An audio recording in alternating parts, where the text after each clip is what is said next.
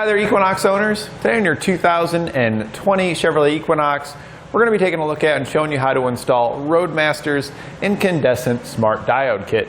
There are 5 main components you'll need when flat towing your vehicle behind your motorhome. You'll need your tow bar, which is the connection between your motorhome and your vehicle. You'll need your base plate, which is the point on your vehicle where your tow bar will attach. You'll also need your safety cables, which is a supplemental connection in addition to your tow bar. You'll need your diode wiring or a lighting solution that will provide all the signals from your motorhome at the back of the vehicle so people know your intentions when going down the road. And lastly, you'll need is a supplemental braking system, which will apply the brakes in your vehicle when you hit them in your motorhome to help you come to a safe stop. Now there are some other accessories that you may need depending on your particular vehicle and your motorhome. So one of them over here is our high-low adapter, and this is just going to vary depending on your vehicle and motorhome combination. You want your base plate and your receiver hitch to be within 3 inches of one another at center to center. So we had to drop this down in order to get this nice level towing. If it's up too high or too low, it'll pull up and down on the vehicle every time you take off, and that can wear out your suspension, tires, and a lot of other components. So we want to avoid that and have it nice and straight. Also on our Equinox, as a special procedure as part of its flat tow mode, the key does need to remain in an accessory position, which keeps things powered up in the vehicle. So I highly recommend a charge line kit so that way your vehicle's not going dead when being pulled down the road, because it is designed to stay in that on position. Lastly, we did add a stoplight switch to this. That is a necessary component just because of the braking system that we had chosen. If you would go with a Blue Ox Patriot, you wouldn't need a stoplight switch, but for the Stay and Play Duo, Air Force One, and many of the other ones, you will need one. This smart diode kit is designed to take all the lighting signals from your motorhome and duplicate those signals back here at the back of your vehicle so people behind you will know your intentions when going down the road. The smart diodes are necessary for our Equinox here due to the incandescent bulbs here at the back on each side requiring a variable voltage signal. Unlike a lot of your older vehicles that had a separate circuit that would run back for both your brake and your taillights, this one uses the same circuit and will adjust the voltage appropriately to get the proper lighting on the bulb. Our smart diodes will mimic this so that way we get all those proper lighting signals while using the factory lighting on the vehicle. The vehicle will remain completely unchanged in its operation, and the diodes act as a one-way check valve that ensures that any of the current that's coming from our motorhome coming back to light up our lights here at the back can't backfeed down the wires and affect any of the electronics on our vehicle. Now, diode wiring is my personal favorite setup for wiring because it's installed on the vehicle and it's wired in to the connector located at the front. So all you have to do is just plug in your connector just like you would any trailer, and you're ready to go ahead and start flat towing. Some other options out there are bulb and socket. You are going to get the same plug and play with bulb and socket, but bulb and socket does require, to me, a little bit more work and more modification to the vehicle because you actually have to drill a hole into your assembly here and add another bulb to it. I don't personally like that as much because it just leaves the chance for leakage inside this to occur later on down the road. Another option also is magnetic lights, where you can just stick the lights on top and you run the 4-pole connector that's pre-attached to those up to the front where you can plug it in to your motorhome to get all those lighting signals. The reason I don't care much for those is because they require a setup every single time you want to flat tow. You got to get them out and set them up. And they do kind of limit your braking system options because many braking systems require access to the signals from your motorhome going to diode lighting and stuff like this. With those, you're really not adding those wires, so it makes it more difficult to install those other types of braking systems. Now, some other things you're going to need with your diodes is your cable, and we've got a lot of different options for the cable that you may require for your vehicle. We're using a 7 to 6, and that's the most common for a flat tow setup, and we're using a coily cable. The customer is using coily because of the tow bar he has doesn't have any cable management, so the coil will keep the cable from dragging down on the pavement, but it will allow it to extend and stretch as necessary when you're taking turns. If you have a tow bar that has channels that run under it, for cable management, then I would recommend a straight cable so you can run it through those channels. And if you just happen to have a very long setup between your motorhome and your vehicle, and you do have channels, you could consider a hybrid cable. Those have a straight section as well as a coily section, so you can utilize that management. But we see over here we've got a high-low adapter, and you may have some other accessories here. You might need a little bit extra length, so it has a coily section there to achieve that. You'll also need a 6-pole connector, so that way you can connect everything up from your diode kit. This doesn't come included with it as well. We're using one from Roadmaster, and you can get bracketry and stuff here at eTrailer as well, so that way you can get your connector mounted up nice and secure, just like we've got here.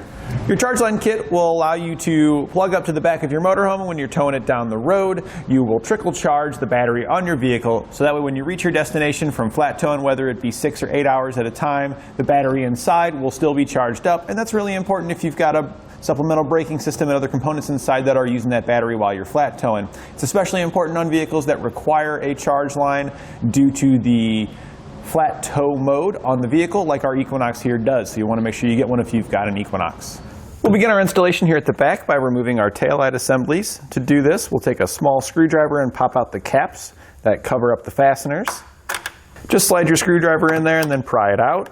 They're tethered, so they'll stay attached.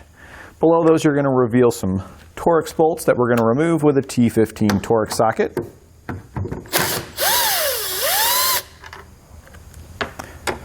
Now once we get both of these removed, the taillight assembly will just pull straight rearward, but it can be difficult to get it released because there are some tabs that hold it in. So I like to use a plastic trim tool to help assist me prying it towards the rear. I'm pulling backward as I'm doing that as well. Once we've got it pulled away, we can disconnect the electrical connectors that hold on that go to our lights. This small one is on there pretty tough. If you can't get it out of there, you can just twist these bulbs and remove it with the bulb. I like to leave the bulb in if I can, just so that way no chance of accidentally damaging the bulb. We'll remove the other side in the same way now. We now need to get our wiring located up behind our taillight assemblies. We're going to be using a piece of Airline to do this, but a metal coat hanger also works really well if you were to stretch that out. We're going to poke it down the opening here and just keep feeding it down, and then we'll grab it down below. In a lot of cases, it's going to hit something down there, so you're likely going to have to go down there and just reach around and grab it. It should come out pretty much just right here on the other side though, so if we just reach around the side of the panel, we're going to find it right there. So I'll take the wiring that comes in our kit. You're going to have 4 wires there. The green wire we don't need to feed up over here on the driver's side, just the yellow one. So what we're going to do before we feed it up, we're going to go ahead and take our snips, and we're going to cut right in between the green and the yellow wire. And we're just going to peel back some of the green because we want this to still hang out down below, and we're going to pull the rest of these 3 back up. So we'll just take our electrical tape here. We'll attach it to our wire. And then as we peel it up, we'll have our 3 wires here, so now we can start making our connections here. One of the other things we need to do though is also route that green wire over, but we're going to go ahead and make the connections on this side first, and then we'll do that.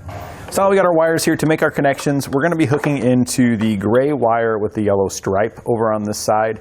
We're going to need a little bit more room to access the wire though, so we're just going to gently cut off some of the sheathing.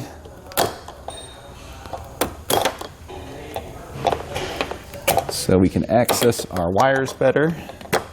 So I went ahead and took these 3 wires and I split them just like we did the green one and just peeled them back a little bit so we can make our connections. We've also got our gray wire with the yellow stripe. A little bit more accessible now, so we can go ahead and make our cut there.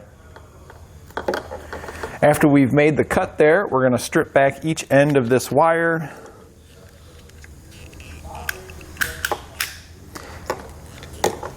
And then after they're stripped, we'll be taking our diode.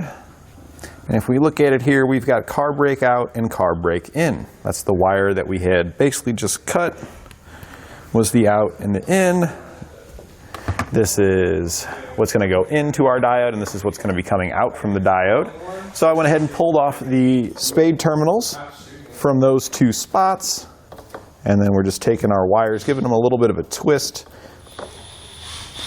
And we'll just crimp a Spade terminal onto each one of these wires that we just stripped back. Next, we're going to hook up the RV brake and the RV tail circuits. So we can go and pull those off of our diode as well. I went ahead and stripped back the 3 wires that we had run up, because this is where we're going to make our connections. The yellow wire is the RV brake wire, so we're going to take one of our terminals and we're going to crimp it onto the yellow wire. And then the other wire, the other circuit is for the RV tail. Now, when taillights come on, we want them to come on both sides.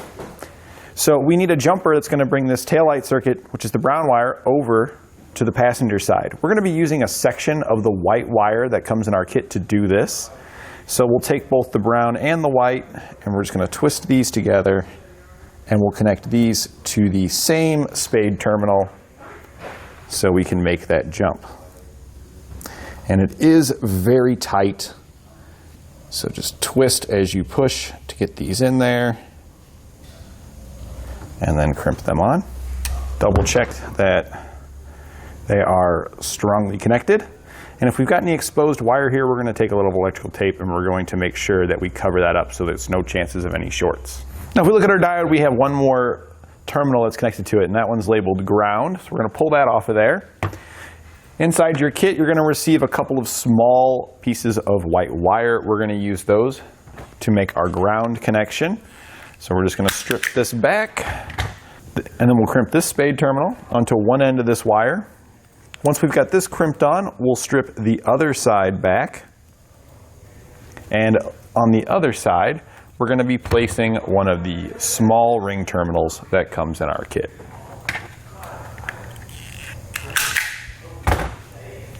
Now that we've got all of our wires prepared with terminals, we can start connecting them back together. So we're just going to go ahead and take the ground, put it in place. And then we're going to hook up the rest of them how they need to go. So car breakout is going to go towards the bulb, towards this connector here. So we can plug in this side of our gray-yellow wire that we had cut. Car break in is just the other side of the same wire that we had cut. So we'll click that onto there. RV tail, we talked about, was the two that we had wired together so we could have a jumper to go to the other side. And then RV brake is our yellow wire that we had run. So now that we got all those connected, last we need to do is just hook up our ground, and we're just going to be running a self-tap screw right into the panel located here. So we just take the included self-tapping screw that comes in our kit, and we're just going to run it right in. Make sure that it's solid, snug it up. And at this point, we've got everything that we need to connect on this side. You could reinstall your taillight assembly. Next, we're going to show you how to hook up the other side, and then I'll show you the path I took to route all the wires to them. So over here on the passenger side, we've basically got the same connections. It's the same diode, and it's almost exactly the same. The only difference over here, instead of being gray with a yellow stripe, it's white with a yellow stripe. We cut that one. The connector side here goes to the car breakout. The other side of that wire is the car break in. The white wire that we had connected to the brown one over on the driver's side, we used a section of that and run it over here to this side, connected to the tail. And the green wire that we had left down below when we ran our wires up, we bring over to this side, bring it up using the same trick to get these wires pulled up with our Fishwire and connect that to RV brake. And again, we have to hook our ground up. So we got these connected. We can go ahead and reinstall our taillight assemblies. Plug your connectors in. And then just carefully put the components behind here. There is some double-sided adhesive on the back of your diodes. However, due to the short length of wire on the vehicle, there really just isn't any length to actually attach it to anything, so we'll be leaving it right in the back there. Once you get everything lined up, it'll just click right back into place, and then we can install the screws that we had removed. The other side installs the same way. So we're now underneath so we can show you how we routed the wire. Here you can see the 3 wires that go up behind the driver's side. We then take our wires across. The goal is to get the green wire and the white wire over to this side. Now the white wire here is just a section of this wire. We cut off the white wire further on down the wire that comes in the kit so we could run it up here. An easy way to tell where to cut the white wire is the green wire. When you peel it back, I kind of just hold it over to the passenger side to see if I've got enough green wire peeled back to reach over here. And then I fold that green wire back along the harness and I cut the white wire where it reaches that point where it folds back, so then I know the white wire is going to be the same length as my green wire. After we get those run over here to the passenger side, we pull them up behind the taillight assembly using the Fishwire trick that we did before. We'll then head back over to the driver's side where the rest of our wire is, and we're going to route that towards the front. So here's the rest of our harness. You don't see the white wire here because, again, a section of that's going over to the passenger side. We go forward with this wire, making sure to avoid anything hot like our exhaust, and anything moving like our suspension components. So we stay above those and zip tie it to the factory wiring whenever possible. Here you can see the white wire. Actually, you can cut it, looked at about this length here where it's right in front of the axle. This wire is our ground wire. It needs to be grounded when it reaches the front. So we can go ahead and hook that up while we're right here. We'll take our white wire, we're going to strip it back, and we're going to put on another one of the ring terminals that comes included with our kit. Once we crimp that on there, we're going to use another one of the self-tapping screws that come included with our kit. We'll then hook it up to our cross tube here. We want to hook it here because we know that this is going to give us a good ground, and we also know since it's a cross tube, it's hollow on the inside, which means we're not going to be drilling any holes into the floor of our vehicle, which can cause any leaks. So we're just running it in with an 8mm socket. Just double check to make sure it's tight. Everything looks good there, so our ground's now connected. We continue running now all 4 wires, staying next to our fuel tank. We go along the side. When we hit our undershield here, we just stay above the undershield all the way forward. Here we come out the other side of our undershield. We go between the slit here. I did put a little zip tie right here that keeps the wire kind of in that location. From there we go up above our subframe, and we go up to this wire harness here. I zip tied it there, and then we go up into the engine compartment. Now, we went up because our braking system needs to tap into these wires. If you don't have a braking system that needs to tap into them, you could just stay all the way down here at the bottom, running them all the way forward. But just keep in mind, a lot of your braking systems will need to tap into these. So here we are up top, just behind the battery. If we look down, we can see where we had zip tied that wire to a harness. We brought it over around the outside of the battery, and we just kept going forward, just kind of staying along our washer bottle, following our factory wiring until we get over towards the front. So at this point now, we need to mount up a connector here. We got a 6-pole that we're going to be putting on it. We are going to have to make our own bracket because the base plate that we have here didn't come included with it. But if you have a Roadmaster or a Blue Ox base plate, a lot of those do come with wiring provisions, so that way you'd have a place to mount this up. So we're going to go ahead and make our own custom brackets so that way we can get a connector mounted up here at the front. I am going to route us back the wire just a little bit, just so if you were curious and you saw this.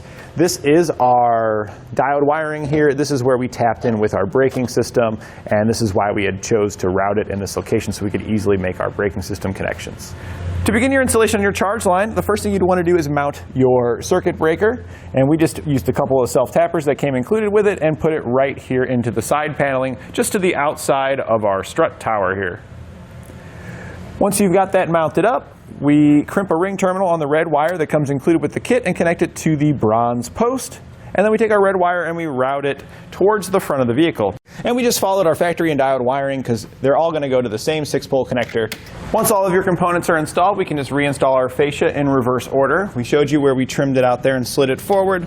And then we're also going to show you just how we got our electrical solution solved here. We used a no-drill bracket and put it on, and that passes through the opening here at the bottom and gives us a place where we could attach our breakaway switch to as well.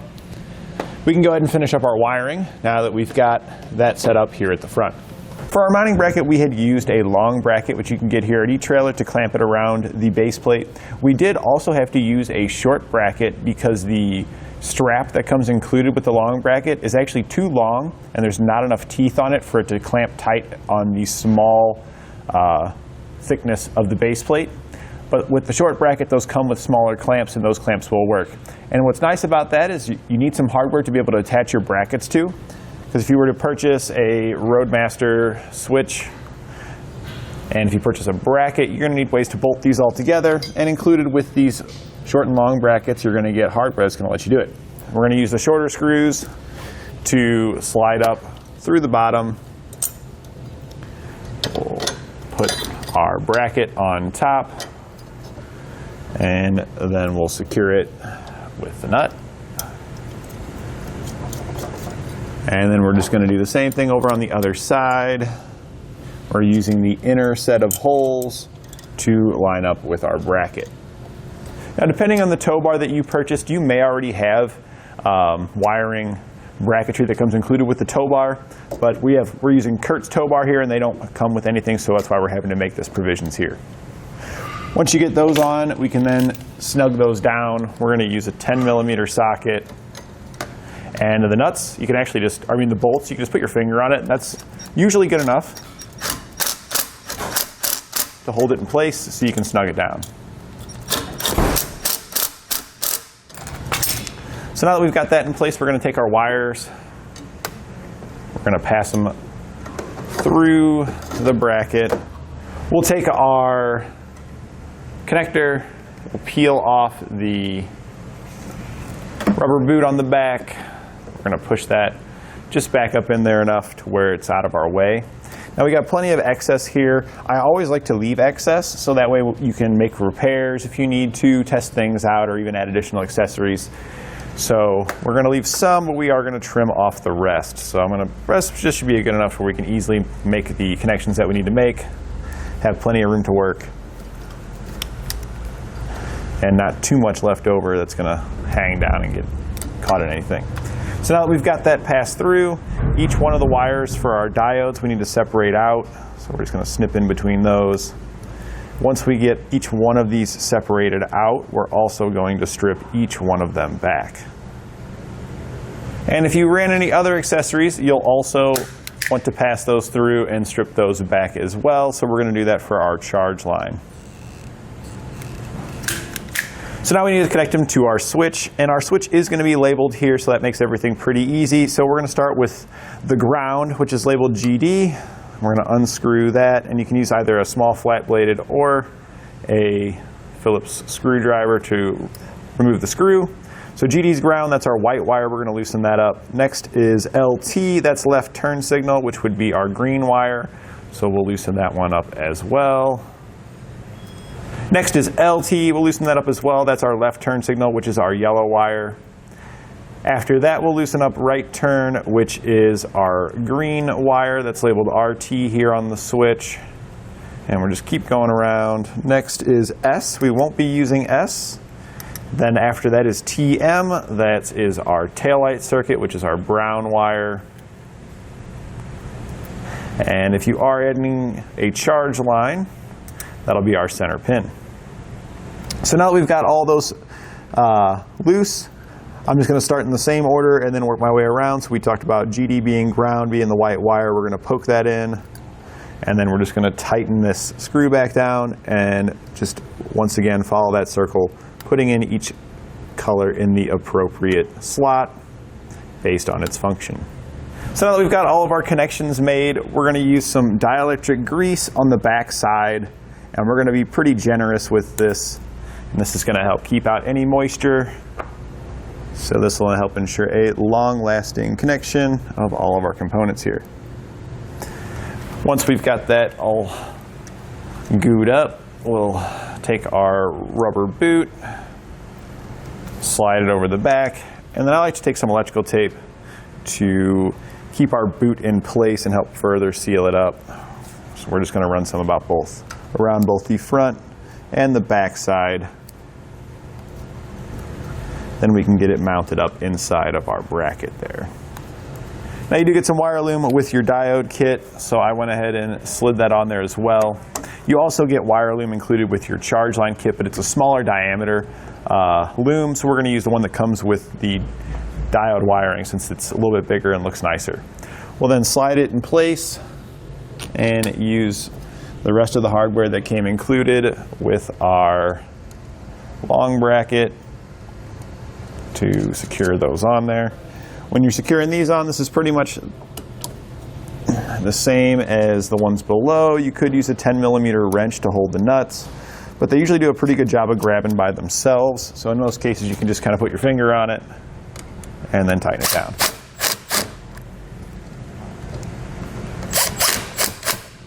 Now that we've got our fascia back on and we have our connection for our charge line up front at the 6-way connector, we can come back here to our circuit breaker and use the wire that we have left, the remaining wire. We put the small ring terminal on the silver post of our circuit breaker and tighten it down, and that's going to go over to the positive post located over here. So we're going to go ahead and remove the nut. We're going to go ahead and use a 13mm socket to do so.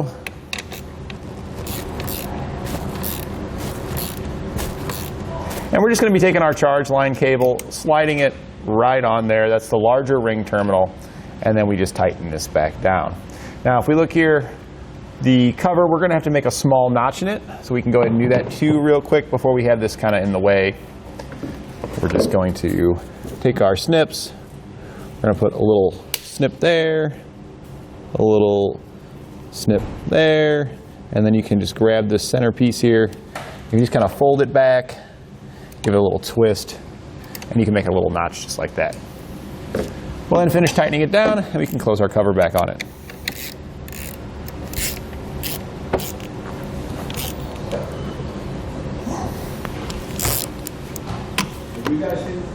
So now that everything's connected, we want to make sure everything's working properly. So we've gone ahead and plugged in our tester box to our connector here at the front. You could use your motorhome at home to test it out if you don't have a tester. But you want to make sure you have all your necessary signals, which includes your right turn signal, your left turn signal, your taillights, and your brake lights. With each one working properly, we're ready to hook up to our motorhome and hit the road. And that completes our installation of Roadmaster's Incandescent Smart Diode Kit on our 2020 Chevrolet Equinox.